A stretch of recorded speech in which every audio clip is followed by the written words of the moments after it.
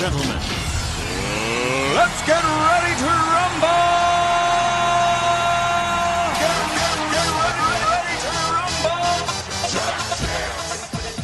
Hi everyone, and welcome to the 19th episode of Slime Time Sidequest, an official Dragon's Den podcast. This is Plattym3. And this is YangustheLegendaryBandit. And tonight, we have a great evening for all things sports-related. Truly, this will be an event that no one will forget anytime soon. You said it there, Yangus. You know, I really do appreciate you being a good sport and agreeing to do this episode with me. Yes, indeed, Mr. Plattym3. Our stage is set for a gargantuan episode of Sidequest. One that will keep us pleasantly pleased and prosperous post-production. What? Yangus, what the hell are you going on about? As you can see, ladies and gentlemen, my co-host is feeling a frightfully furious tension. No doubt he is geared and greatly going to be entranced by tonight's torrent of tenacity. Well, I mean, yeah, but... Hey, wait a minute. Are you trying to sound like Howard Cosell? Yeah, I figured it would, help us get in the mood for the episode. We're doing sports and stuff. We have some sort of back and forth banner like Muhammad Ali and Cosell had, just try and set the mood, Gotcha. All right, well, let's try that again. Man, Yangus, you try and sound all big and cool, but let's see you get in the ring and see how you do.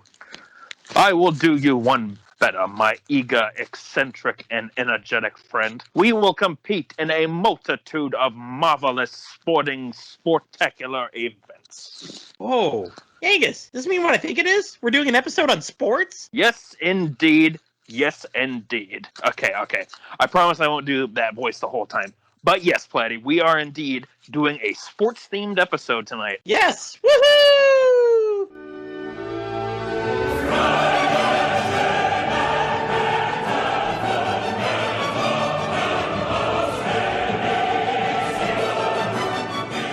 Yes, indeed. Woohoo. So, ladies and gentlemen, all of our fine listeners, tonight is sports night here at Slime Time Sidequest, and we have a real cast of characters joining us to talk about a few of our favorite sports-related video games. Joining us tonight in the red corner, we have our Tecmo Bowl professional, Pendy! Hey! In our black and blue corner, we have our hooked on hockey friend, DrippySlimeStar! Hello! And ranting about umpires, perhaps, we've got MattCraft! Hey! All right, boys and girls, ladies and gentlemen, it's time to play ball! All right, Platty, I see you have a question to ask us all right here at the beginning. Do you want to kick things off for us? I will. Before we get to our digital memories, let's talk about kind of real-life stuff. Do any of us either play or watch sports regularly? Pendy, I'm going to start with you. What do you play? What do you watch? What do you follow? So I don't really play much of anything anymore, but I do follow Notre Dame college football regularly. Two of my uncles actually went there, and my family's very Irish. And New York Giants NFL football. Actually, two of my recent football trips, included visiting some Slime Time hosts. I finally got to see my first New York Giants home game 2 seasons ago, and I got to hang out with Liam Land when I was there. I've lived all over and out of the country, and up until that point, I had always seen the Giants only in other places around the country, Phoenix, Kansas City, Houston, etc., including a failed attempt to see them in Minneapolis the year that their roof collapsed before the game started. So, of course, that canceled that trip. Also my trip to Orlando a couple of years ago to see my dad included seeing Notre Dame win a bowl game there, and a chance for my wife and I to meet Platty for the first time. Yeah. I'm also a bit of a half-assed Yankees fan, as I don't follow them that much, or baseball in general. But I do like going to live baseball games of any type. When Drippy, I lived in... I'm gonna interrupt you here, because Drippy, aren't all Yankees fans half-assed? Yeah, for the most part. Depends on how they're doing that year. They're either rebuilding or they're going to win the World Series. So, yeah. Pretty much. Sorry, Pendy, go ahead. No, it's fine. So when baseball games in South Korea in particular, when I used to live there, those are absolutely a blast. I lived there for 3 years, went to a bunch of games. There's a local team near me. Basically, South Korean baseball, when you go to a live game, is karaoke baseball. You'll have a large section of the crowd that will sing songs that are about the team and songs that are about all the different players when they are up to bat. So it's a lot of fun. I'm not really a fan of any particular hockey team, but I do love going to live games, especially the minor league games, as they tend to have the most fights. One of the best games I ever went to was in my hometown of Syracuse, New York, watching the Syracuse Crunch play a local rival from Binghamton, New York, who's only about a couple hours away, so we had a lot of rival fans as well that were there. That particular game, I've never seen so many fights on the ice in my life, and still haven't to this day. It was so bad, like people were getting so riled up about it that even people in the crowds are getting into the fights, and security had to escort. Fantastic. People are going nuts. When it comes to basketball, I pay attention to college hoops a little bit with Syracuse, but mainly I'm just in it for March Madness and doing my yearly family bracket pool that I do every year with my family. But that's where I'm at with sports. All right, so our next biggest fan we're going to go to is Yangus. Okay. So, I am admittedly not a huge sports guy, but I do like to watch a few different teams. Normally, I'll try and watch when football season is going on. I'll try and watch the Minnesota Vikings when they play, and my biggest concern is if we beat the Packers. If we do, it'll be a good season regardless. If we lose to the Packers, it's all just gone terribly, terribly wrong. For hockey, I'm a fan of the Chicago Blackhawks. I actually inherited a Blackhawks jacket from my dad when I was a kid after he had passed away, so I have a bit of attachment to them. Mm-hmm. I try and watch them when I can. Otherwise, I usually will try and watch like the Super Bowl or whenever one of the Iowa college teams ends up going to, whether they're on TV or if they end up going to something like the Rose Bowl or something, at the end of the season, I try and catch that. I don't really have a particular favorite for the Iowa teams. I usually will root for the Hawkeyes if they're playing or the Cyclones. It's your home states. You're going to root for whichever team's playing that day. But otherwise, like sport-wise, I'd love to go and see an Iowa Hawkeye game at some point in person at the stadium. Now that COVID stuff's getting over with, and that's kind of going back to normal, and they're letting people back in the stadiums and whatnot. Otherwise, though, the only real sports thing that I've done is I like to play golf. I do enjoy that. I don't really like watching golf on TV, but I enjoy playing it every now and then. So that is my sports shtick for you. All right, MattCraft, what about you? Well, I'm not much of a sports guy myself, honestly. But I do follow college ball a little bit. I always root for the Yellow Jackets. And I actually had a chance to see the Final Four back in 2005 at Reeves Arena when they were playing there. So, Nice. All right, and my arch rival here, Drippy. Go ahead. Yeah, so I'm from New Hampshire, so I'm definitely a Red Sox and Bruins guy, because when you're in New England, you've got plenty of things to do, but you also have nothing to do at the same time. So I watch the Red Sox in the summer and the Bruins in the winter. I hate Patriots fans just as much as the rest of the country. Now that Brady is gone, the team is irrelevant, and everybody acts like they never watched the Patriots. It was the most annoying 20 years ever. We actually used to have we have a minor league baseball team in New Hampshire. It's the Fisher Cats, New Hampshire Fisher Cats. They're the Blue Jays AA team. And we used to have the Los Angeles Kings minor league team, hockey team. They were the AHL, so the level below the NHL, and then they got demoted, I guess, down to the ECHL. And that's because they were maybe pulling in about 50 fans a game. So we no longer have a hockey team, or minor league hockey team. But I try to go to at least one game every year for the Red Sox or Bruins. I went to Fenway last Sunday, so the 11th, for my first game in 2 years because the world was on fire.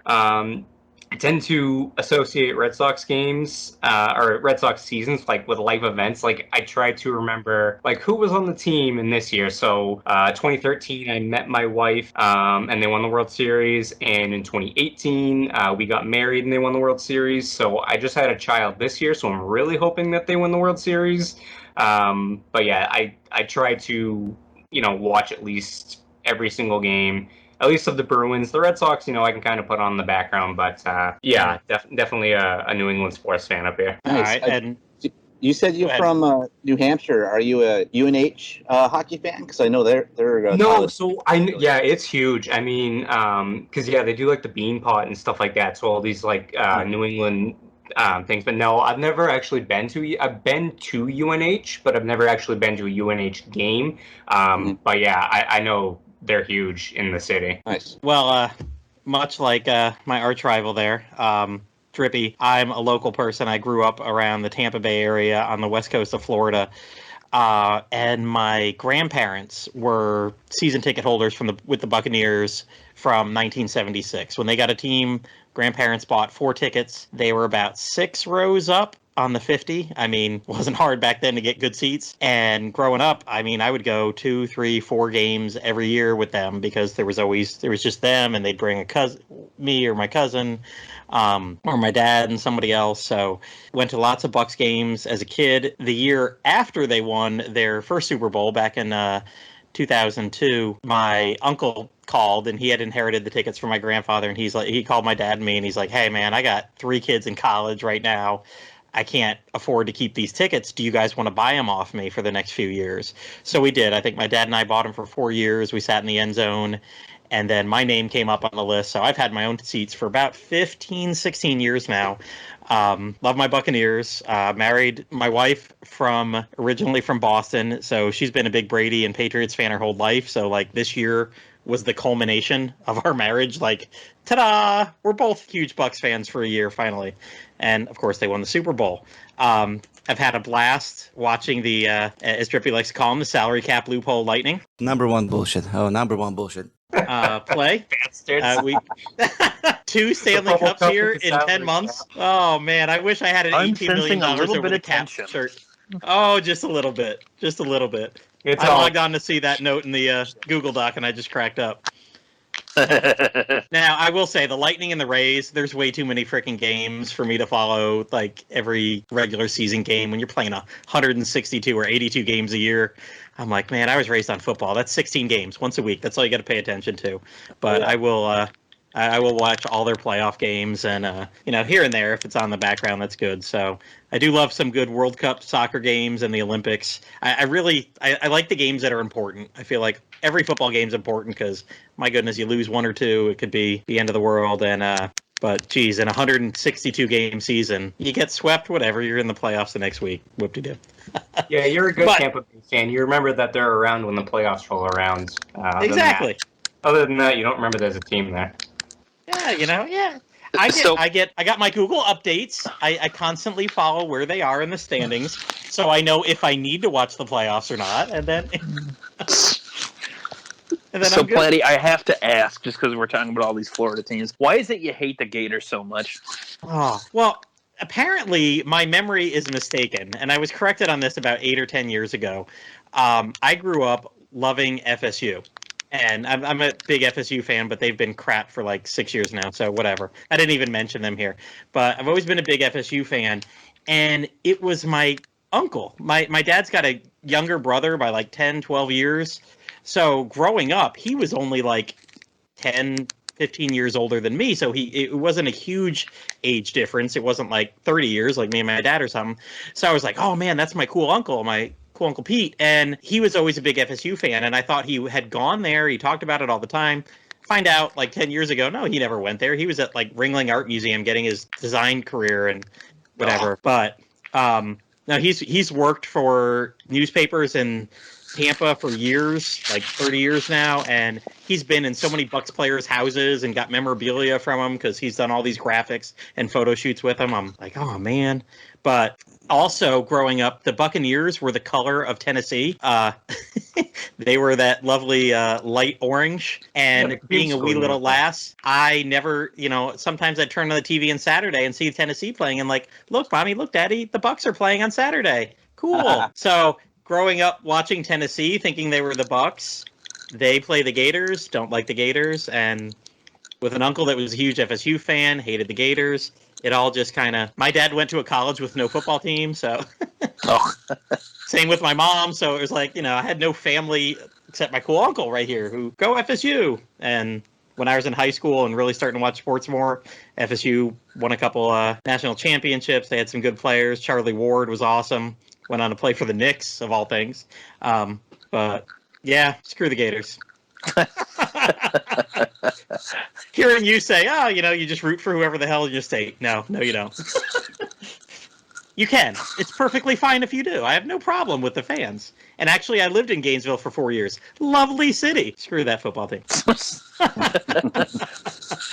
All right, listeners. If you ever want to send Platy a gift, just make sure to send him anything Gators related. He will absolutely love it. See, that's the wrong shade of orange. It's just the wrong shade of orange. Maybe that's it too. It was like, the wrong. It wasn't Bucks the wrong orange. The wrong orange. Damn it. But all right, let's actually get to talking about some video games, because that's what we mainly do here on Sidequest. Not always, but for the most part. Unless we're talking Star Trek. But Pendy, we'll start with you. Go ahead. You're going to talk about a game that I talked about almost a year ago, but you're much more the expert on it, and you proved that on December 26th of 2020 to me multiple times. So go ahead. Yeah, I'm going to be talking about Tecmo Super Bowl. Yeah, Tecmo Super Bowl. Boy, oh boy, Tecmo Super Bowl. This is one of my favorite games of all time. It's a game that came out for the NES in 1991, but I'm actually going to stop my facts about the game right there. As you mentioned, Platy, you pretty much went into great detail on this game during Sidequest number 3 called NES Memories. For me, I just want to put in my perspective, and I just want to gush about my love for the game and my personal memories about it. When I was growing up, the focal point for our neighborhood social circle was a house down the street from me, Lisa and Nick's house. Lisa was my age, and Nick was closer to my little brother's age. We had a lot of neighborhood kids that would hang out there, outside and inside the house, playing basketball or playing soccer or playing video games. They had an NES and a PC when we were growing up, and we would go there. We game all the time whenever we hung out there. One of our favorites among all the kids was actually Tecmo Super Bowl. So the neighborhood kids would gather to play this game. And we would play this all the time. Playing this game against each other was so much fun. The best out of all of us was actually myself and Lisa. I was a New York Giants specialist with the likes of QB Phil Simms, wide receiver Baker, the touchdown maker, and the best linebacker to ever play the game, a very coked up Lawrence Taylor. Now, when I say Coke, I do not mean the soda. But Lisa, she would usually pick the Buffalo Bills. She was a big Bills fan, and that was another team in the game that had great passing, running, and defense. It just so happens that when Tecmo Super Bowl came out, that's when the Bills and the Giants were really good. So it worked out that way, since I was a big Giants fan. She was a big Bills fan. I'd also play this game obsessively at home by myself as well. Like you mentioned in the NES Memories episode, I like to run up the stats. That was fun during the course of a season. I would pick multiple teams in the season and see what I could do with their best players. Sometimes I could run up the score on the CPU, get into the 70s or even the 80s with the scores. Go, no, scoring touchdown. Oh, my.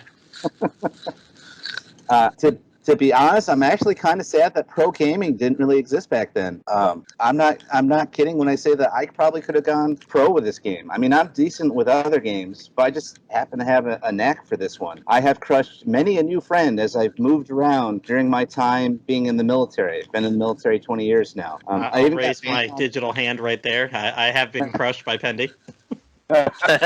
Raise your hand if you've been crushed by Pendy. There's a support group. We got you covered. Thanks. I even got banned from playing in a particular group of friends at my first military base because I just wouldn't lose to anybody. They just got sick of me. Said, nope, we're not playing anymore. You're out. I was like, no okay, Pendy's club. No. Playing in-person tournaments for this game has been great. They have them all over the country. I first learned of them right before I moved to South Korea and got to participate in one in Phoenix, Arizona. I didn't get very far in that one, but it was a learning experience. I learned the basic setup of how the tournament works with Tecmo Super Bowl and how to make sure you're prepared to play with almost any team in the game against each other. After I moved to South Korea, I lucked out, and there just happened to be a group of Americans that lived there that would come together in Seoul every year and have a tournament. One of the guys was married to a Korean local woman, and he owned a one of those nerdy board game cafes, and that's where we would set up the tournament. The 2 years I got to participate, I won. So that's why, as a joke, if you ever see me in Facebook, my Facebook description reads as a 2-time running All Korea Super Tecmo Bowl champion. So sadly, I haven't had a chance to do any other tournaments yet. COVID lockdown happened shortly after I moved back from South Korea, and now I'm deployed in Saudi Arabia for a while. But hopefully I'll find something when I get back. Maybe I'm not too far away from D.C. I think they do a tournament up there, so I have to check that out. Though, as Plattym mentioned, we did recently get to play each other when I went down to one of my subsequent trips to Florida. I'm closer to there where my dad lives now. That was a lot of fun. But yeah, that's my experience with Tecmo Super Bowl. Love that game. It's great. I know. What is it, Matt? You were talking about all the different mods you were looking at when you played, or you were looking to refresh your memory with a couple games. And I just remember going online before that our NES episode last year, and like found a website with like 300 different mods for Tecmo Super Bowl. Like, there's just so many. Yeah, there was one for like every year. Yeah, there was one for like every year of the NFL, and people had gone and just modded in college teams. It doesn't take much, you change like 3 colors, because that's about all the colors the NES players had on them. You change a helmet, you color, you change this. It wasn't hard to change the details, and I guess just typing in a different name and typing in different stats were okay. But I mean, each of those must take a long time. You got like 10 different stats or 5 different stats for each player, and 40 players on a team, and all these different teams. So a lot of people put a lot of time into that. So I played a bunch of different ones. They were quite fun, and I mean, all just identical gameplay. So that was great. But yeah, like MattCraft, what'd you say, Pendy? I was just gonna say, and like you said before in that previous episode, like there's that place that does the every year's roster. So if you wanted to play with the Super Bowl champions Tampa Bay from last year, you can now. They have that roster out there with Tom Brady, so you can play Tom Brady on the Bucs on Tecmo Super Bowl, so that's just a weird concept to me. And I don't know if they still do, but they were printing repo carts every year too. Yeah, and I that think game on it. They are. I've seen them. Mm-hmm. Yeah, and it's one of the big sites to kind of, I think, to get into those and then to see what kind of tournaments were going on was, I think it's just TecmoSuperBowl.org, and that site was down for a while, but I noticed it's back up, which is great. Oh, is it? Yeah, I just went there the other day. I saw it's back up, and that's like the best place to find out about online tournaments, which I never got into, but also they would have a board where you could see all the different live tournaments that were going on, and that's how I found out about a lot of them, including the Korean one. So yeah, it's a good source of information for all things Tecmo Bowl if you ever want to get. I signed up for one either or in Tampa or Orlando. They were going to have one time. They were like, "Hey, join the list." I did, and they never had one, and that was like 2 years before. But I mean, that might have been when the website shut down. But yeah, this website was not there last September when we got ready. But I had looked at this for years, so that's great that somebody took it back up. So, oh yeah. Do they have silly mods too, like big head mode and other crazy stuff like that? I don't know, but I would bet money they do. Okay. I was going to say, out of 300, they were not all roster mods. I know I was reading some different things. I don't know if they had big head, but yeah, there's different ones on there too. Everybody's Mickey Mouse. I'm sure that's crazy. It's the Disney mod. Either plays the Mickey Mouses, the Donald Ducks. Well, you guys set me. Thank you, Yangus, for the perfect setup. Because if we're talking big head mode, there's a game that had some big head modes. And MattCraft, why don't you talk about NBA Jam? MattCraft? I'd love to talk about it right now. He actually just said in the chat he had to hop up for a second. Oh, okay. So in that Might wanna case, cut Drippy. I cut nothing. Drippy, since I had mentioned NBA, let's go to you because you had an NBA game you want to talk about. That sounds good to me. Yeah, I'm going to talk about NBA Street V3, which everybody that saw this episode and thought, ooh, boo, sports, I'm not going to listen to that. This game is actually an RPG. So I started playing this game when I was in my mid-teens. I lived a couple streets down the road from my cousin who really got me into sports. So I didn't really like follow basketball at this point, but I knew who the big players were and stuff like that. This was back when like Yao Ming and like Kevin Garnett was still in the Timberwolves and stuff like that. LeBron James had just come in. So a long time ago. I think it was like 2004, 2005 or whatever. But I played it on the GameCube because that was my, my console at the time. And this version actually included, of course, exclusively Mario, Luigi, and Peach. Yes. Play as well. so I say Basketball. yeah. So it's weird. Their physics are really weird compared to the other players. But so I say this is an RPG because there's a career mode, I say in quotes, where you create a character, you choose your character type, a guy that is good at shooting, a guy that is good at dunking, blocks, and stuff like that. And you play 10 weeks, so basically 70 games or whatever. Oh, you play a day and a night, so I guess 140 total. And after every game, you get, I think they're called like street points or whatever, but basically they're currency that you use to level up your stats, but you can also use it to get into the really like amazing customization for, a GameCube game. It was also on the PS2 and likely the original Xbox, but part of the career mode was you had your own court, and you could customize everything from, the setting, like where it was, the backdrops, the buildings behind it, all the way down to like the types of lines and the colors of the lines. You could get really in depth with this. And it wasn't like just basically a basketball game. Obviously, this is the third game in a series, so there were crazy tricks and stuff like that. You got guys jumping like 20 feet in the air, doing like triple backflips and dunking on it, and game breakers was a big thing where you just basically rack up like a bunch of trick points and stuff like that, and you can do a shot that'll always go in, or do a dunk that scores you like 4 points that makes somebody lose a point. It's just a really fun arcadey game. I think it obviously is based off of NBA Jam. It's a 3-on-3, but yeah, you could just unlock so many things. You could unlock historical players and stuff like that, and jerseys.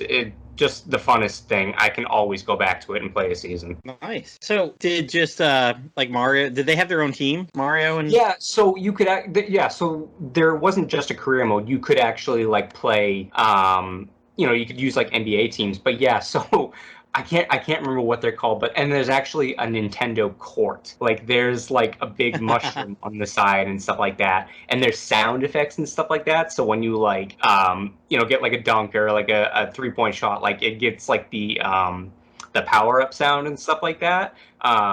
Yeah, it's just really fun. I'd never really used them, but they were definitely, it's definitely an addition that if you were to choose which system to play on, I would definitely recommend the GameCube one just for like that added, awesomeness. Mm-hmm. Nice.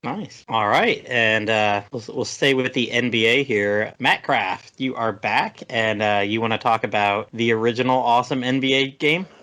Oh, Lord. Okay. So, believe it or not, NBA Jam. Back in the day, I know y'all have heard of this and remember the boom shakalaka that was just like on the TV. I played this in the arcades when I was a kid. We had this giant machine up at the bowling alley. And, God, I played it all the time when I was up there. Couldn't bowl for crap, but I could certainly dunk a ball. The main thing that strikes me today is, even though I rented it once or twice when I was a kid, putting on the Genesis and all that, popped a copy on my phone, paired my controller up, it was just as easy to play NBA Jam just as it was back in the day. I haven't had a chance to play any of the remakes or revamps that's came out, but the original is just as solid. And like someone alluded to earlier, there's hundreds of hacks for this game. And if you check ROM hacking, they just released a new one where you can play as the Hulk. And Thor Ragnarok Hulk. So you're just going through and bam, you're breaking that freaking backboard doing the boom shakalaka. There is nothing like doing that except for getting the smash when you're beating the crap out of someone in Earthbound with Ness's gutsy bat. The other thing I've got for you guys is a little-known title called Mutant League Football. Originally released on the older systems, it was a basic football game like Tecmo, Super Bowl, and everything else, except there was something really different about it. It starred mutants, meaning like skeletons, orcs, freaking, what do you call it, the aliens from Alien. It was crazy, with wild and over-the-top sprite work and a surprisingly solid metagame. Probably the best thing that I remember from it was something that I saw in a Let's Play, and it was Hairpuss being wiped to the floor by Buttneck, resulting in a 3-yard loss. Fun fact, there is a hockey version, and there was an animated TV series based on it that lasted 2 seasons. Of course. You can't find it anywhere. I looked. There's like a few really crappy previews on YouTube, but that is it. And that's it for me. All right. Let me get Yangus on here. We'll have him talk about his first one, and then I'll round up our first half. Yeah, so just for something funny that's in the notes, when I was checking earlier and getting everything set up, I noticed that... Well, I guess Platy decided to change the notes around again because I'm no longer listed as Yangus. I am now listed as Yangusio. Not me, by the way. Okay. Well, somebody There's a did that. mysterious joker out there. Yeah, but yeah. So what Platy did do though is that he had put for my thing Mario Sports Game 1 and Mario Sports Game 2, and underneath the explanation portion, it just said stuff. Which I thought was pretty darn funny. But I knew you would talk about a lot of stuff. I was just giving you the opening. All right, well, thank you, Platy. You're welcome. I knew you were looking out for me. Anytime. No problem. Yeah. So for my first game, I'm going to talk about Mario Superstar Baseball for the Nintendo GameCube. I believe it came out in 2004, 2005. I didn't check the exact release year. But this is a game that was released kind of halfway through the GameCube's life, getting a little towards the end. And it featured a wide selection of Mario characters to play as in, you guessed it, baseball. You have 12 different captains, which include, the usual characters you find, like Mario, Luigi, Peach, Daisy, Bowser. And you have about 20 other characters that you can choose, such as, Toad, Shy Guy. You can even play as a Goomba and a Paragoomba. And funny enough, the game was even like, we're not really sure how they're able to use bats and hold gloves, but you know what? Just roll with it. It's fine. So even the creators knew, you know what? We're just picking these guys. It's silly, but you know what? It just go with it and have fun. You also had a few unlockable characters you could get, like the Monty Mole, which was cool to see that as a first-time appearance playable. Hammer Brothers, you had Toadette, you had Dixie Kong, which that was one of the first times that she'd been back in years for anything Nintendo related, so that was cool. But you then had 4 different types of characters you could pick. You had your balance characters, which would be like Mario, Luigi. You had technique characters, so like Princess Peach, Daisy. You had speed characters, which would be Yoshi, like Baby Mario, Baby Luigi. And you had your power characters, which be your big guys like Bowser or Petey Piranha, or Wario. You had 6 different stadiums you could choose, which would range from, more of the standard course or standard baseball field like Mario Stadium. You had ones that had like fun little gimmicks to them, like Princess Peach's castle would have these big musical blocks where if you've ever played Mario 3, you've seen those where you can bounce along on them. Basically, if you hit them with the ball will bounce a little higher for you, too. Possibly even getting you a home run if it hits it just right. You also had the Toy Field Stadium, which was it was more of a mini game that you would go to. Like you would pick 4 different characters. You play it with multiple people and by yourself. And depending on what you hit, you would get a different score. And your goal was to try and have the highest score by the end of however many innings you set. So you had a little bit of variety if you wanted to play more of a traditional game, or you wanted to have some, kind of more fun with your buddies or by yourself, whatever. For single-player content, this game actually had quite a bit to choose from. So you have a bunch of mini-games you can play either in the single-player content itself or, with friends. You had a full single-player adventure mode where you would pick between 1 of 5 captains, with a 6th one being an unlockable one. And depending on who you picked, your starting team would be different, and you would just have to travel around this overworld to the different baseball stadiums, try and recruit different characters. You could be able to complete challenges to strengthen your characters. It's sort of RPG-esque, I suppose. Wasn't any like stat gains or experience points or anything like that. But you were able to, if you did well enough when going against the captains of the other teams, and if you managed to recruit the captain, you'd pretty much recruit that entire team just right there on the spot, because you'd have different challenges depending on where you went. Let's see. Lastly, there are a lot of, like I said, with the challenges, there are also star challenges, which you can complete when playing the single player mode. And I believe you can also do them in multiplayer as well. I don't 100% remember. It's been a while since I've checked that one. But, with the star challenges, it was stuff like, if with a certain character, you want to try and get a no-hitter game. You want to try and steal as many bases as possible, like a certain amount. You want to body check any characters to stop them and, get them out. Different things you can do. It's a baseball. Yeah. But pretty much this was a game that I was actually pretty excited for, even though I'm not super big into watching baseball. I've always enjoyed like baseball movies. I played it a little bit when I was in elementary school. So this was a Mario game, seeing it come out where it's like, oh, that seems like a fun idea. And I had a lot of fun with this in late elementary and junior high and high school with buddies. We would just pick different teams of characters, try different courses, and it was, it's always fun to see too, like what sort of team name combination you get depending on who you pick. Because like in Platy, you'll appreciate this one. Like if you picked Waluigi as your team captain, for example, you could end up as like the Waluigi eggplants, which was always a funny name to get. Or you had like the Luigi. Oh gosh, what was Luigi's? It's like the Luigi Cleaners, and it was like a picture of like the Poltergust from Luigi's Mansion. So you had cool little like nods to other Nintendo stuff as well, and other games that these characters have been in. So yeah, that's pretty much it for Mario Superstar Baseball. It was a lot of fun if you can try and find it on the GameCube, and if you have a Wii that can play GameCube games, check it out if you can. It's a lot of fun. So I actually was looking for a copy after I read your notes today, because that sounds so awesome, like what you just described, and just the fact that it has a single player like adventure mode makes me really want to get it. Like, so like what did you? I mean, was it basically just go around trying to recruit everybody, or was there like an end to it? There's an end to it. So what it is you pick between the 5 captains. It's if I remember right, it's Mario, Peach, Wario, Donkey Kong, and Yoshi, and they all have their own teams.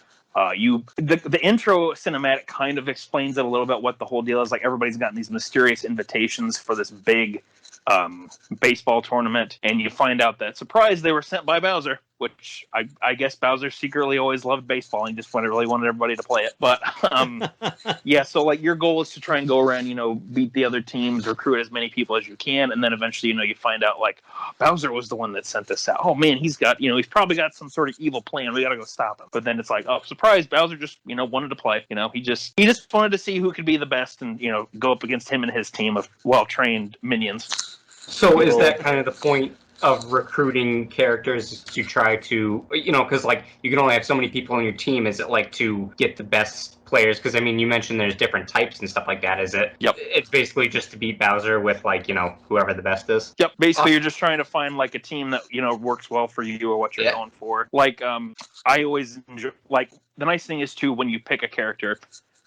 Or pick a captain, they'll have a set team when you always start up their little adventure mode route. So like if you pick Mario, for example, you'll always start out with, Mario, you'll have Luigi, you'll have 3 Piantas from Super Mario Sunshine. You also have 3 Nokis from Super Mario Sunshine, and you also have Mounty Mole. And that's one of the things, is that every time you beat a character's adventure mode story, that will unlock one of the 6 unlockable characters for you. So each character has each team captain, has one of the 6 unlockable characters on their particular route. So you just need to beat the game with that team captain and then you'll unlock those characters then. God, I gotta get a copy of this. That sounds so fun.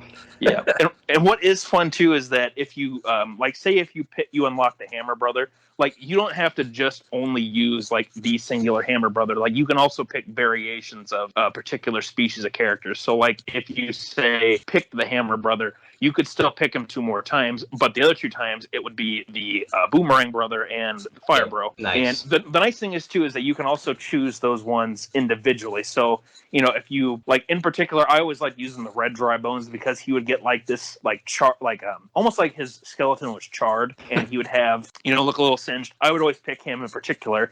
And then I would, move on and pick somebody else. But if I was playing with somebody else, with one of my buddies, they could still pick one of the other versions of Dry Bones then. So it's a fun game. I got a lot of hours out of it. It's got actually a really cool main menu theme, and honestly, it's fun just to turn the game on and have that in the background because it makes you feel like you're at a baseball stadium because it uses that. Oh, what am I thinking of? Like, what's the instrument usually here at the ballparks where they play the dun dun dun dun dun dun dun dun like an organ? Da-da-da-da-da-da. Charge. Yeah, but they use an organ for like the main theme. It's actually pretty cool. That's awesome. But this is a Mario spin-off game that's a lot of fun, and I've enjoyed sharing it with people over the years. So you know what? If it interests you for me just describing it, I would definitely recommend trying to track down a copy, Drippy. It's a lot of fun. Yeah, I will look for one. That sounds awesome. Nice. All right. Well, I will get going with my first game because when we started talking about doing this, I was like, there's actually a few different RPGs because I like to stay on my brand. There's a couple different RPGs I want to try. And one that I'd heard people talk about a couple times on podcasts in the past was something called Legend of the River King. I'd heard people say, oh, yeah, it's a good fishing RPG. They made a few of them. Most of them didn't come out in the United States, blah, blah, blah. So I was like, all right, well, let me see which ones did. And Legend of the River King came out in Game Boy Color. Loaded it up, tried it for about an hour. Never once could reel in a frickin' fish. I could get them to bite. I could set the hook, and then it was gone. I looked up online. I was watching Let's Plays of this. It's a freaking Game Boy Color game. How hard can it be just to at least catch a fish?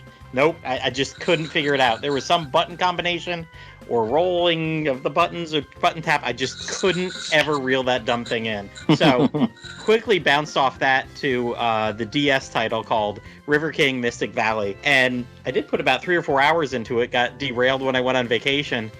But it was much easier to catch. It did have, it feels like a JRPG. You start and something happens to your sister. She gets put into a deep sleep coma and you've got to catch the River King fish who supposedly has the cure to wake her up. And what I found hilarious is the saving feature in the game is there's somebody who's like, oh, I'll stay with your sister. You go fishing. That's fine. And you talk to them you know what? Your sister would probably like to hear your voice. Maybe she can hear you deep in her coma. Why don't you go talk to her? So you sit down and you talk to her, and that's how you save the progress of the game. Oh, so wow. I thought it was funny that it had a little meta reason for sitting and talking to someone in a coma. I was like, okay. But it's got a bunch of different areas. I made it through 1, 2, 3. I think I'm on the 4th area. And you find a little monster in each area, and you can level your monster up by feeding it the fish that you gain. So you're not just gaining currency to buy better bait, better rods, better whatever. You can just keep feeding your fish, or feeding your monster these fish. They grow up. I named my first guy was a slime, and by the time I leveled him up, he was able to break the log that was blocking my way to the next river. And then at the next river, I got a little guy. I named him Yangus, actually. And then by the time I got him to level 3, he was able to do something, which then opened the path to the next area. And the next one was blue, so I named it Blue Star. And sure enough, leveling that one up enough got me into the 4th area. And I kind of fell off right there. I will tell you, the fishing is so much easier. You get that bait anywhere near the little shadow fish in the river, and super easy to get them on the hook pretty quickly. And since it's a DS game, probably an early DS game, they really want you to use that touchpad. You're drawing circles on the bottom screen to reel in. That's your reel. And you've got to yank it one way sometimes, yank it the other if the fish starts going one way or the other. That one's pretty fun. That one I probably will play all the way to the end. It seems pretty straightforward. But as I was playing all these on my MattCraft, we were talking about hacking a 3DS. I got my hack 3DS. I finally decided to give a series that I'd wanted to play for a while a chance. and I played the 3DS remake of the original Inazuma 11. I love level 5. I love everything they've done from Yokai Watch to the Dragon Quests. What was that fantasy game? Generic. Fantasy Life? Fantasy Life. That's it. Yep. I knew it had fantasy in it. Fantasy Life is my second most played 3DS game ever. I've got like 140 hours on it. I love that you say that and you couldn't remember the name. Couldn't remember the name. It's been like 7 years since I booted it up. But as I've said many times, all my games except for Dragon Quest I sell, but I kept Fantasy Life because I'm at like 98% completion on that. I just haven't done like the 2 last quests for the Magic user because my goodness, I'm not all that good at action role-playing games, but that one I loved to hell. And bought the DLC, which added like another 40 hours of game time, and so good. But I love level 5 games. They've always been fun. So realizing they've got this whole series of soccer games, they've got like half a dozen of them, plus side entries and everything. But most of them have not come out in the United States. The United States isn't a big soccer area. So most of them have come out in Europe, and they can be imported and played in English, but not a lot of ones in the United States. So I gave the first one a run because everybody's like, yeah, it's a JRPG through and through. And sure enough, you're a boy who's at this school with a really crappy soccer team. You're like the only one who cares about soccer. Everybody else is like, whatever. Until Dragon Quest Monsters Joker star Axel comes in and with his spiky white hair joins the team under mysterious circumstances after leaving his old school, and your team starts getting good. And again, this must have been an early DS game because holy crap, it forces you to use the touchscreen to play soccer, which really pissed me off at the beginning.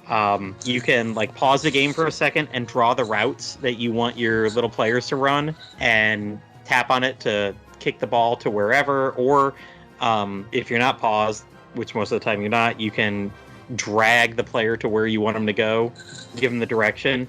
It's a little tough because it's a small screen and you've got 11 players on each team. You run into players a lot, but what happens after a few hours, your players start learning moves. They start getting abilities.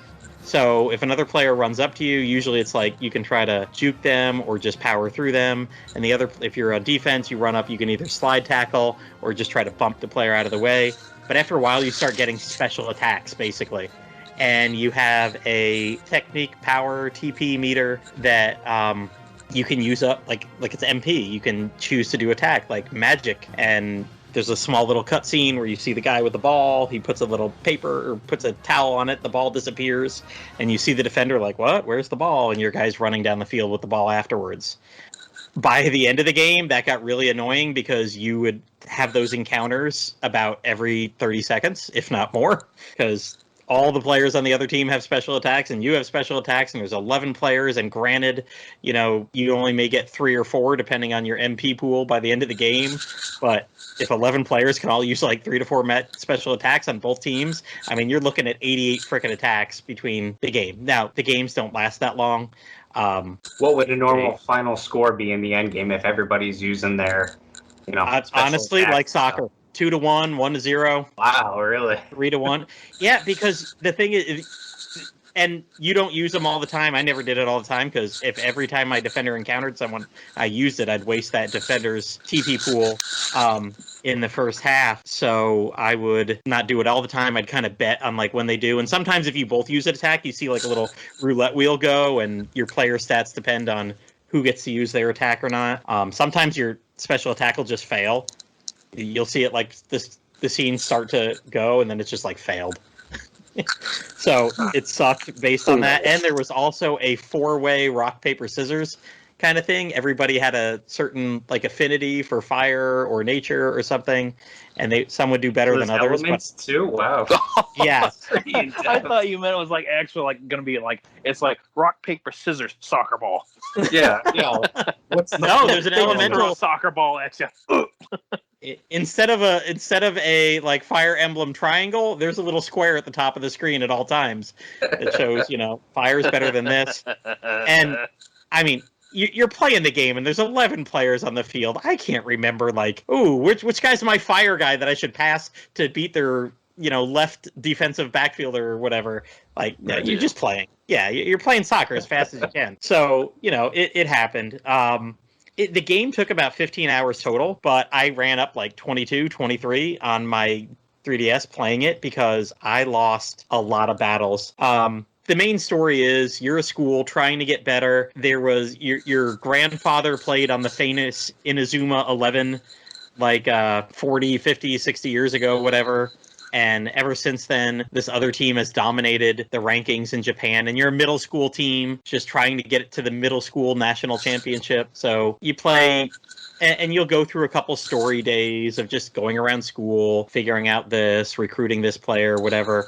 And then before you play another game or two, and then every time you play a game, new things open up. At one point, you find like, oh, hey, there's a mysterious training facility underneath our school, and you can go there and you can get a lot of good stat gains there. Randomly, you'll just be walking by a wall, and it'll be like, do you want to train here? And like your player, you can spend some of your friendship points, because you get different points for like currency, and you can spend some of your friendship points to have one player just sit there and kick the ball at the wall for a while. And it's just a quick little cutscene, and at the end of it, he'll get +1 to his kicking power.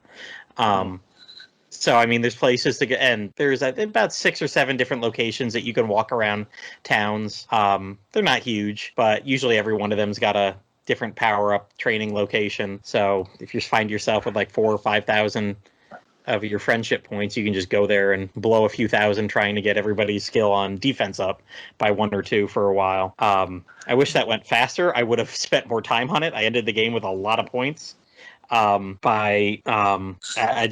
like playing the soccer game. It got really repetitive. All the, hey, you know what? Something's happening to our town. Let's go find out. After about 8 hours, I was done with the town stuff. I was like, no, I just want to go through the tournament. Let's play a tournament. Wanted to just speed through, but there was a couple big difficulty spikes, or I wouldn't even say difficulty spikes.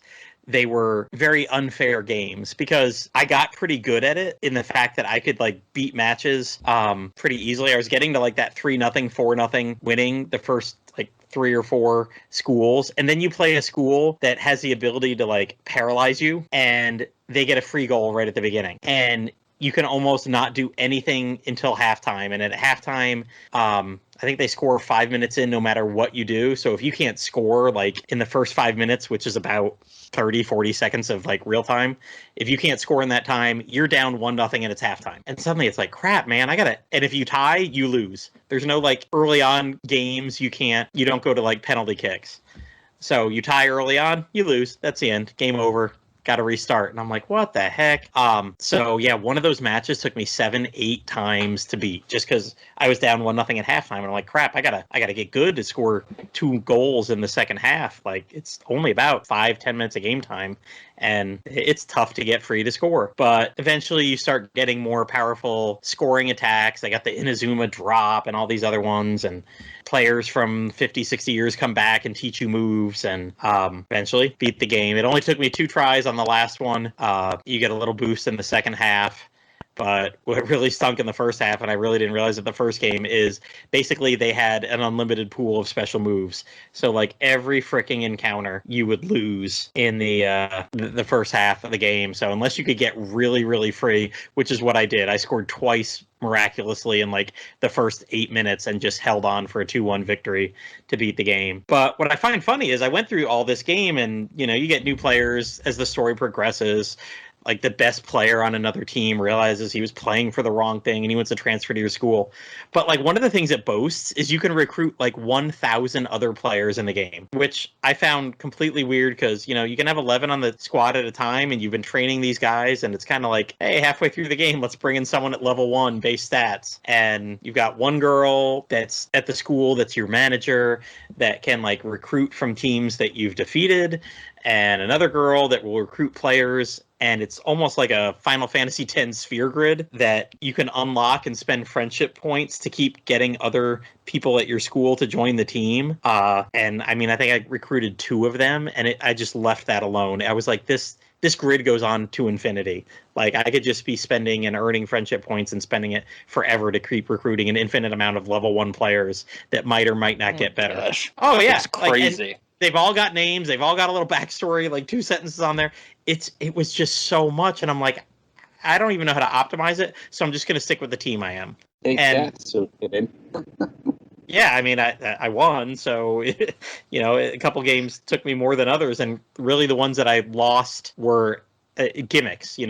One you couldn't even score in the first half, and one you were down 1-0 at halftime, no matter what you did. So they do that sort of thing. Yeah. So I mean, there's artificial difficulty in that okay, well now you got to win in like half as much time.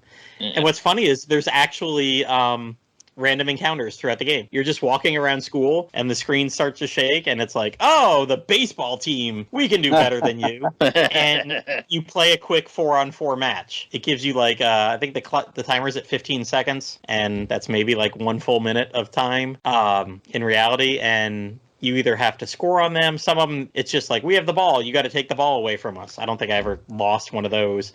Some of them were like, you have to score on us in 1 minute. And if you win, you get more friendship points.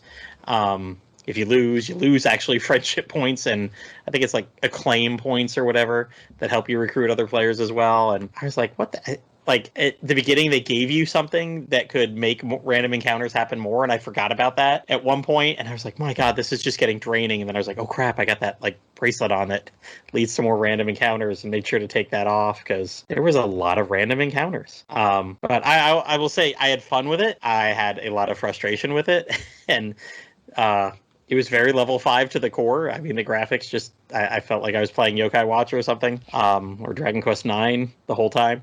And at the end of it, I was like, there's a lot more of these, but I think I'm done. I played it, I enjoyed it, but I also had like 7-8 hours of resets and a lot of frustration. I don't need to keep running around the school as a middle schooler finding the mysterious book that my grandfather left a page to. I'm like, nope, the story ends here for me. But I like 6-7 out of 10 for me, but I won't continue the series. So I think that brings us around. We've all talked about one. MattCraft, you blew up early. I'm just going to interrupt you real quick, Platty. I think that Platty is the me tonight. He talked a lot about Inazuma 11. I really did not think that I was going to. I mean, I had fun with it, but at the end of the day, I was like, yeah, I did go on for quite a while there. Sorry. He's stealing my stick. Well, maybe we should go in reverse order then, and you can get your shtick back with Mario Sports Game 2 there, Yangus. Go ahead. Oh, yes. My favorite game, Mario Sports Game 2. But yes. Again, that was really funny seeing that listed on there. It's like, oh my God, that's really funny. Because I don't remember where it was, but I made a joke where it's like, well, I got to keep my Mario game guy stamp or whatever. I got to keep that. I got to keep that roll going.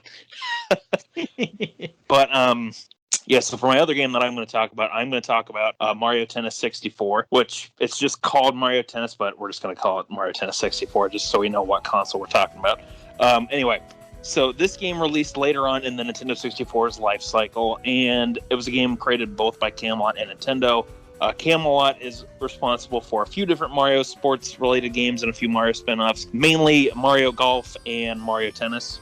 This was one of their first times. I think Mario Golf preceded this one on the N64, but this one was just like a year or two after. Anyway, this game, obviously it's a tennis game, and it features various Mario characters that either play one-on-one or they'll play double teams, and depending on which character you pick, they'll be teamed up with character who they either have a strong relationship with or, in like Bowser's case, it's just Bowser and one of his minions.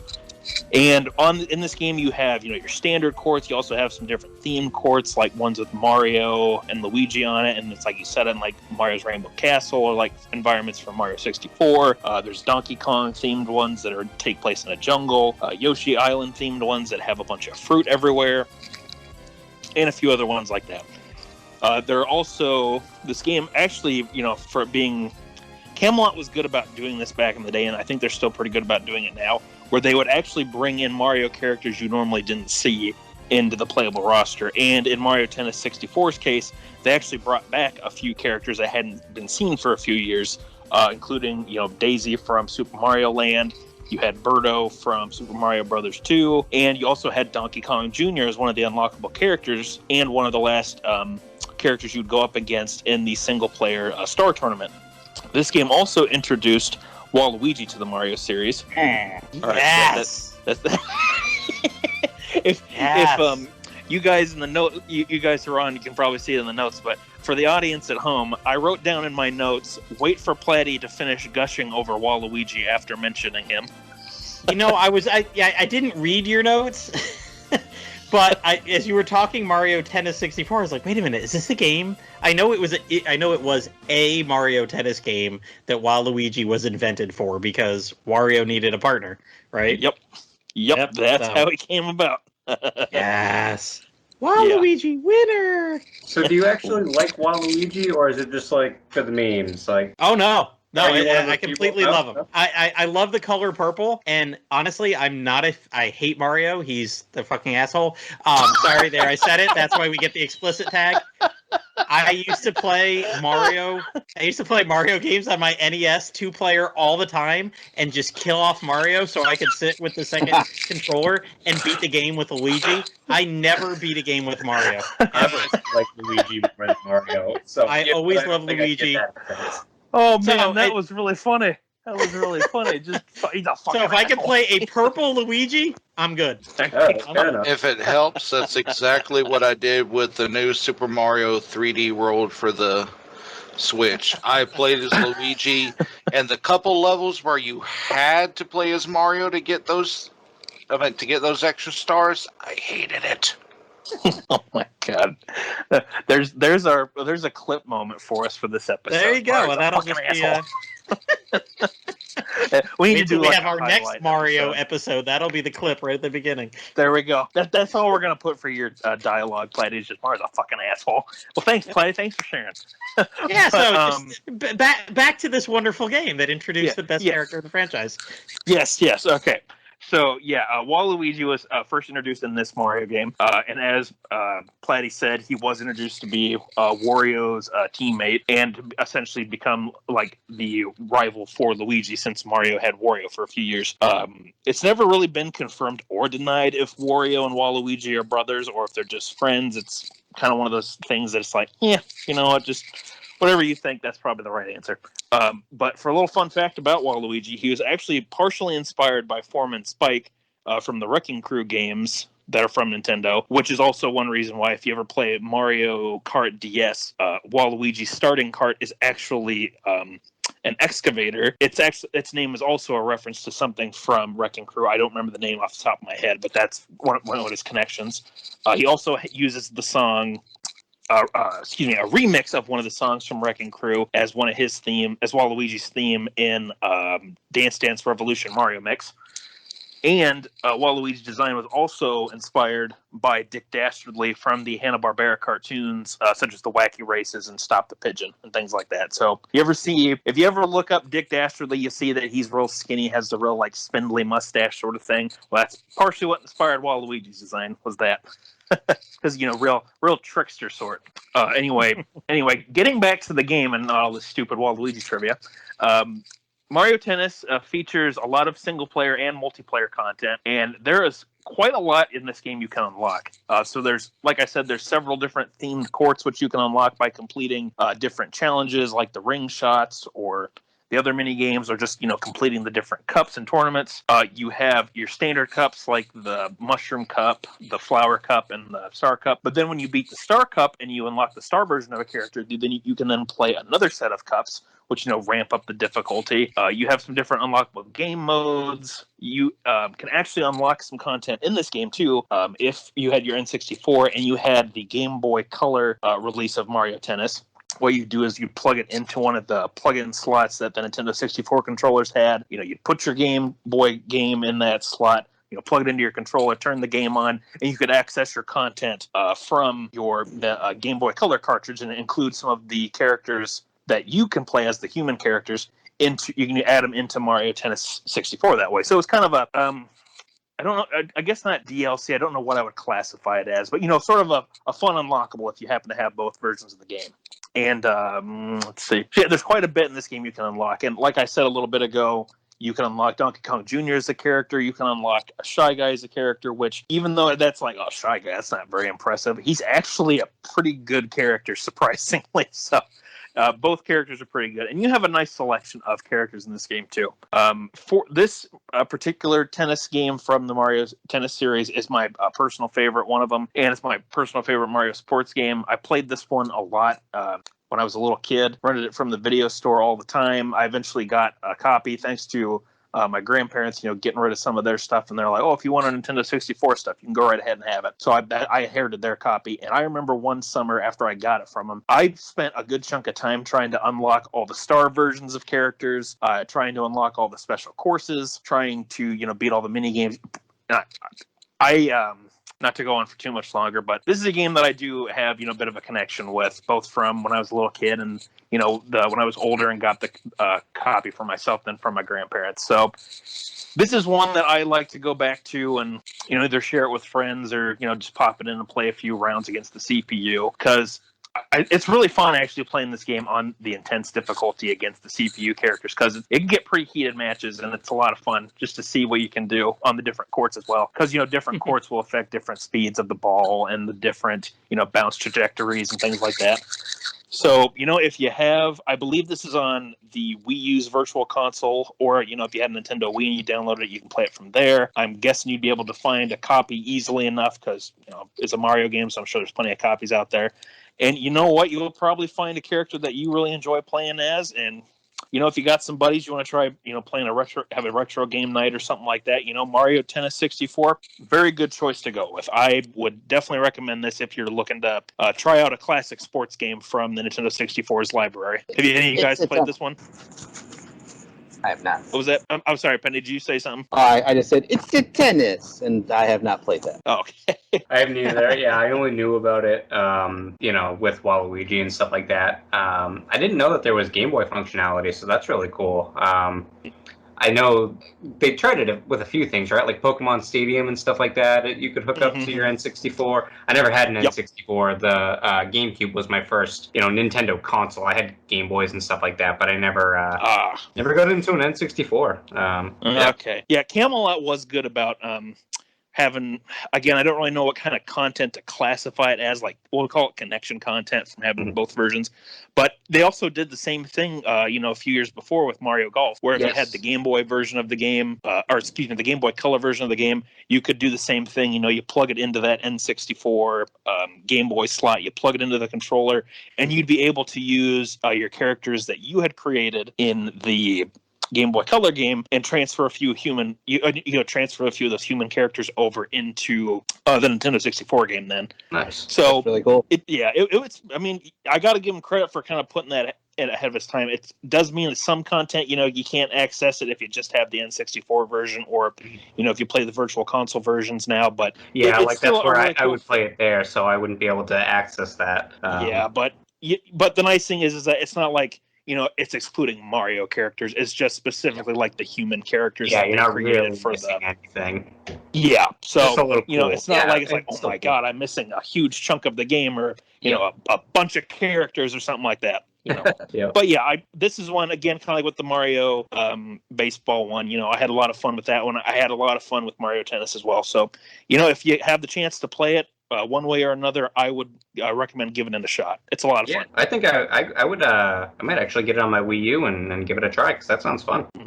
All right, so MattCraft, you talked about both the games that you were planning on talking about earlier. So I wanted to, as we kind of snake back up through the list, you got one more you want to talk about, and if not, we'll move on. Yeah, I've got one for you guys. You remember back in the day, it was maybe 2006 or so, Mario Hoops 3-on-3. Man, That's a Square Enix game, right? On the DS. Yep, I played that one. I remember it was my sophomore year in college, and we all just hung out in the break room playing Mario Kart and junk like that. And a couple days after it came out, everyone got a copy of Mario Hoops 3-on-3, and we just played it to freaking death. It was amazing. It was just about as easy to control as NBA Jam, and once you played all the way through it with all the unlockable characters and stuff, you actually got to play as Final Fantasy characters. They had White Mage, Black Mage, and of course the Ninja. You can't it was go developed wrong. by Square Enix. Don't Yeah, forget wasn't there the a Cactar and the slime Moogle. too? You can unlock them too. Yeah. They don't count. They're in every Square Enix game. They're Final Fantasy characters. They count. They don't count. Was this one of the ones Whatever. that had, Let's just get generic ninja, black mage, and white mage. Those guys count, not the frickin' Cactuar and Moogle. Exactly. Bump the Moogle. But no, and one of the things that I remember about it, and it still kind of goes with me to this day, kind of like how you had the Boom Shakalaka in NBA Jam when you bounce that freaking backboard. They had special shots, and every single character had a single one of their own. And it was amazing just watching Mario go crazy with his fire hand and bam me into the freaking backboard. I gotta download that at some point. Y'all just made me get nostalgic. Dang. So that was on the DS, right? Yeah. Yep. I would Way give that back a in the try. day, it eventually got, I think, not a revamp, but a sequel. Let me see right quick. I have it up right here. Yeah, it's called Mario Mario's- Sports Mix. Yeah, Mario Sports Mix. It even had the Final Fantasy characters in it. So you can't go wrong with going back to the Ninja, White Mage, and Black Mage. And guess what? Mario Sports Mix had the Dragon Quest slime. Oh, that's the one that had it. Okay. Yep. I thought one of them had it. Yeah, he was one of the unlockable characters. Uh-huh. But that's- Platy's like, I gotta get this game now. He somehow It's right- broke out. It's right there in the Wikipedia. He How did I somehow never read that? he somehow broke out of Itadaki Street DS, went Yeah. straight into Mario Sports Mix, and then he dominated, man. He just said, I'm done with y'all. I'm going to Fortune Street. I'm done. I'm going to make my money. And that was it. Damn, I gotta give these a try. Yeah, Find them and do it. I'm going to look up some gameplay, see how it plays, and then maybe try to track down a copy, because I think it would be worth it for just getting unlocking a slime dunking a basketball or something. Like, how does slime play sports? Yeah. I will say that for Mario Hoops 3-on-3, the control scheme is a little weird to get used to because you do have to use the touch screen for like Yep. dribbling the ball Oh and crap! doing the special shots. So it's a kind of a tricky game, and it can actually get pretty difficult against some of the CPU characters. So just Or a it heads never up made it before to the you commit to 3DS the buy. era when they just said screw the touchscreen. Yeah, 3DS was when they're like, we're not going to use that as much. Focus on It was the like DS. the DS and the Wii era of games. That was where they were like really pushing the motion controls and the yeah. touchscreen control stuff. And sometimes it really worked, and sometimes it was like, you guys probably should have opted for something else. But yeah, I remember playing quite a bit of 3-on-3. It was a little weird to get used to playing it, but it was fun, and you did have a nice selection of Mario characters too to control as. I do the one thing I remember from this game the most though is the character select screen, because the frickin' song would just constantly be like 3-on-3E, 3-on-3E. It's very much like the Marvel vs. Capcom 2 song. It's like, I want to take you for a ride. It's very much like that, just very repetitive, and it's like, oh god, it won't leave my head. I'm sure Pendy knows what I'm talking about when I talk about the Marvel vs. Capcom 2 song. Oh, that is ingrained into my head until the day I die, because I played that game so much, arcades and on console. So yes, very much so. Take it for a ride. Yeah. Yep. It's very much like that level of a song. It's like, oh god, it's never gonna leave my head. And let's not forget that they also had costume changes, sadly, not for the slime. Ah. No, you Couldn't could. be a There were she different slime. colors for slimes. There was Oh. like she slime and dark slime from Dragon Quest VIII. Hey, good Meh. enough. Maybe the metal slime, I'll let that count. All right. Well, I'm really glad I circled back around and asked if you had a third game. I am very interested in that now. So thank you, MattCraft. We've gone from basketball to basketball to basketball, back to basketball. Had a little baseball in there. Now time to go back to baseball. Drippy, your second game was a baseball title you want to talk about. Yeah, and this is kind of still talked about every now and then about one of the best baseball games, MVP Baseball 2005. It was, I believe, it's got to be the last. It is the last one that EA made. And everybody kind of says, "Oh, bring it back," but I don't know if we really need that nowadays. We have. We have the show, which has been going since 2006, so the show picked up where MVP Baseball left off. This is another one too that I started playing, right when I was getting in sports and stuff like that. The Red Sox just won the World Series, so they were heavily featured, which made me much more interested in it. I was a dumb kid, and I couldn't stand the thought of somebody laughing at me because I lost to the computer, so I always played on easy. So I either always threw a no-hitter or I won by 20 runs each time. I've gone back now and play on a more regular difficulty. It's a little bit harder because it's more. I saw an hour-long video on why it's so good, and it's just based on the skill and stuff like that. It's really fast-paced. But this is another one that had a lot of unlockables and stuff like that. So again, after every game, you get a certain amount of points and stuff like that. But this was cool because you could again get those historic players, but you could also unlock historical jerseys, historical seasons, and stadiums, and you could use them in your season mode. So you could have Babe Ruth on your team in a retro Yankees jersey or a Red Sox one. It was really cool.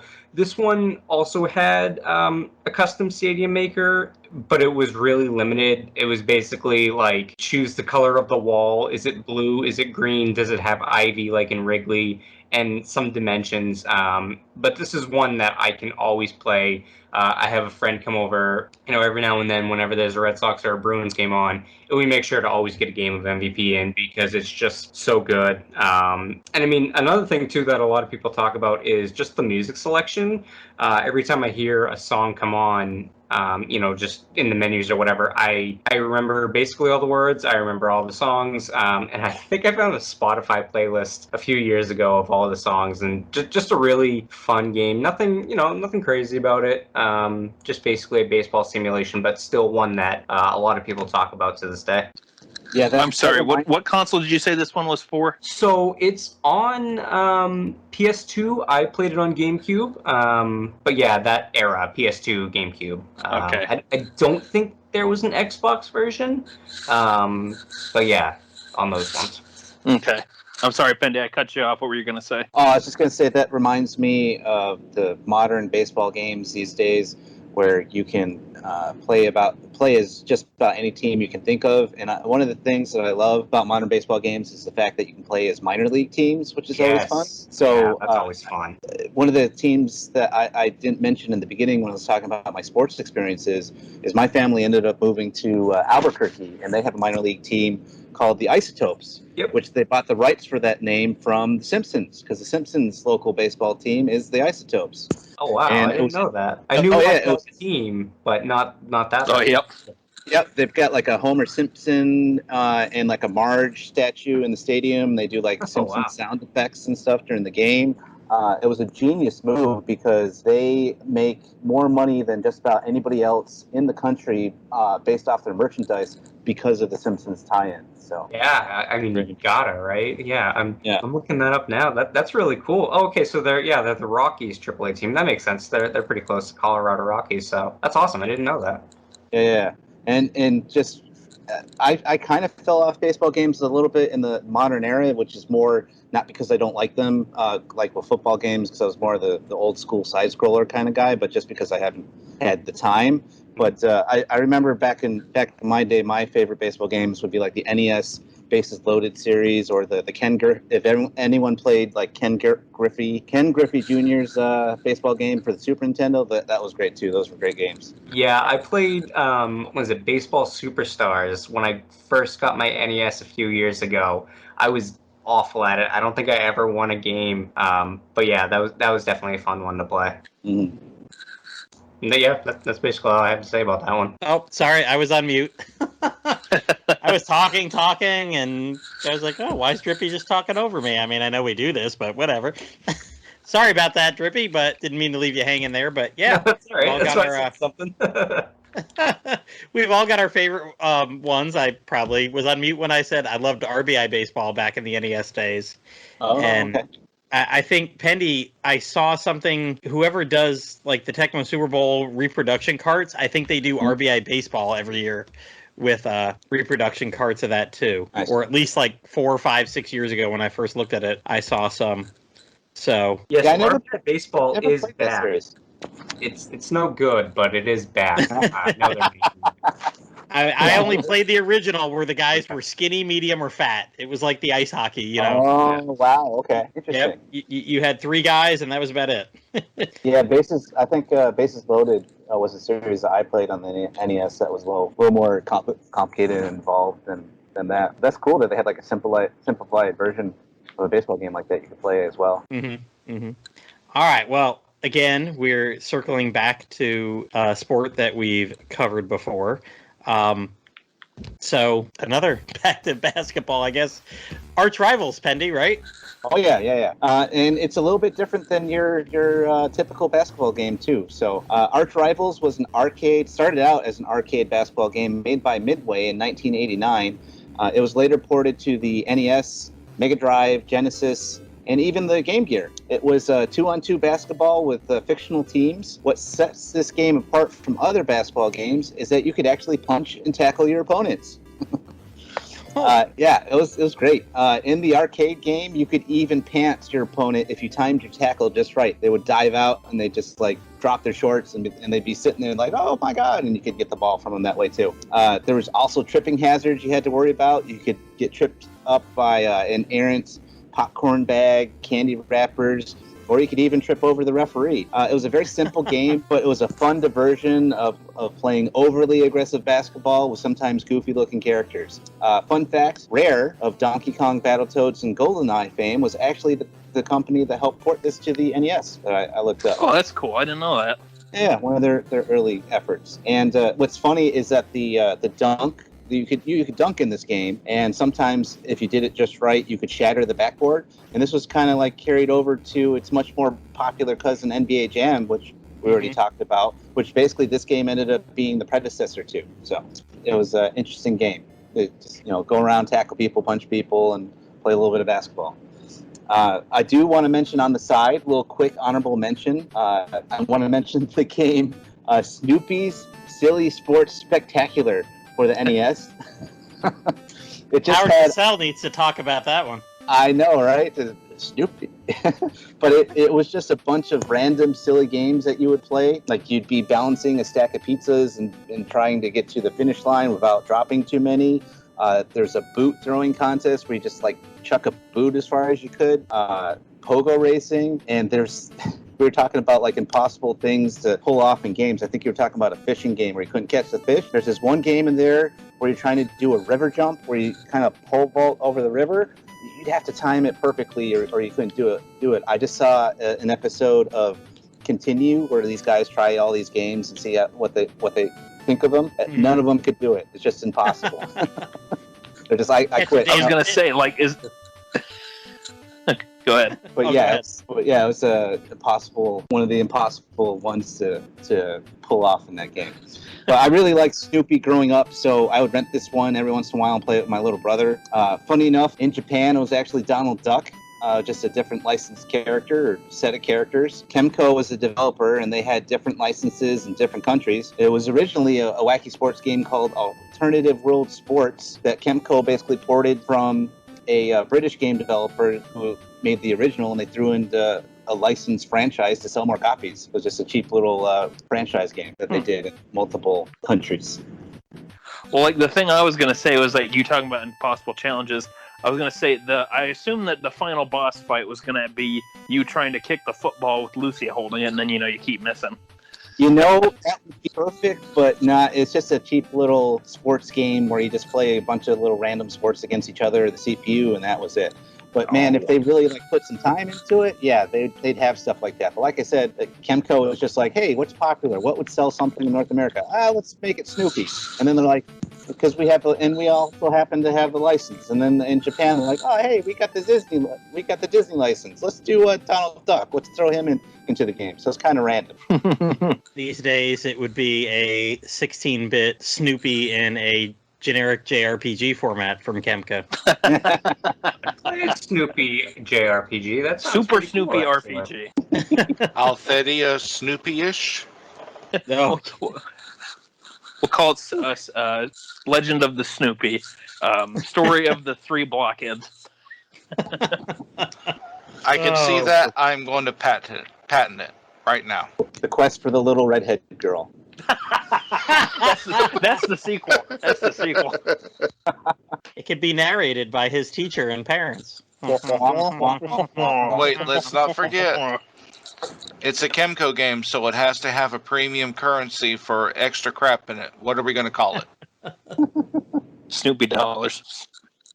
You could just invest in Charlie Woodstock. Brown bucks. I don't know. What you're gonna have to buy Woodstocks. There we go, Woodstocks. Woodstocks, yes! Bucks. Come on. I'm so glad you like that. I hope Chemco doesn't hear this and steal that idea. I'm gonna go on Twitter tomorrow, and there's gonna be a Snoopy JRPG, and I'm coming for you. Woodstocks. And it's You gotta buy Char- Woodstocks to get that extra game content. and it's going to be Charlie Brown and his harem of all the different female characters, as all the other Chemco games are like. It's just it'll be ridiculous. Yeah, just all of a sudden, all of them are like, Charlie Brown, I've loved you for such a long time. I just am so embarrassed to say anything. Exactly. Oh my god, there would be a market for a Doki Doki Charlie Brown. Oh, man. All right, well, we've talked, NES games galore through the N64, Game Boy Color, and whatnot. I'm going to wrap this up here with probably definitely the newest game on the list. It's about 2.5 weeks old at this time. So I loved Mario Golf. Mario Golf, when I was a babysitter, nanny kind of slash thing in the summer of '99, and kids were like 11 and 13 that I took care of, drove them to camp and everything, but they had Mario Golf, and we would play this for hours on end in the afternoon, just super competitive with it on the N64. And when I graduated college in 2000, I was moving out of town like 24 hours the day after graduation, and kid's mom came to graduation, gave me like a $200 gift card to the mall, and I'm like that's this mall right here down the road. I'm leaving town forever in 24 hours. What the heck am I going to spend $200 on right away? So I was like, I don't have an N64. I'll go buy N64 and Mario Golf. So really love that. Played it on the Game Boy as well.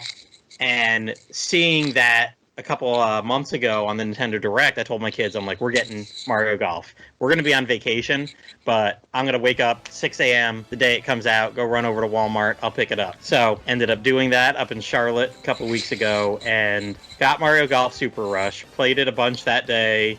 I think we played it 25 hours total by now.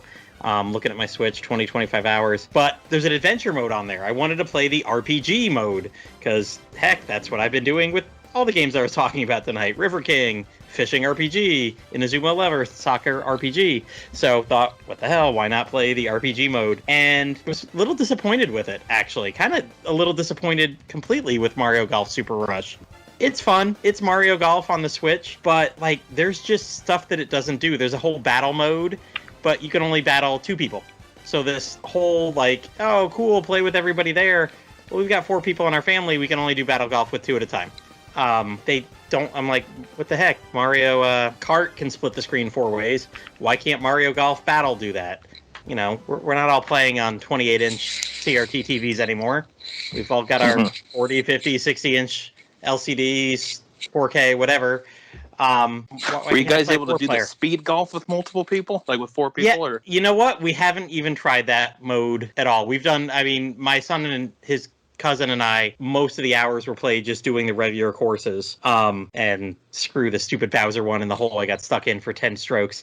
But that was horrible. Having both kids beat me, and I'm like, oh my god, I've played this game forever. Different iterations of it. It's not too different gameplay mode than the other ones. But the speed, I'll tell you what, Super Rush happens a lot because I did the adventure mode. There is an RPG adventure mode.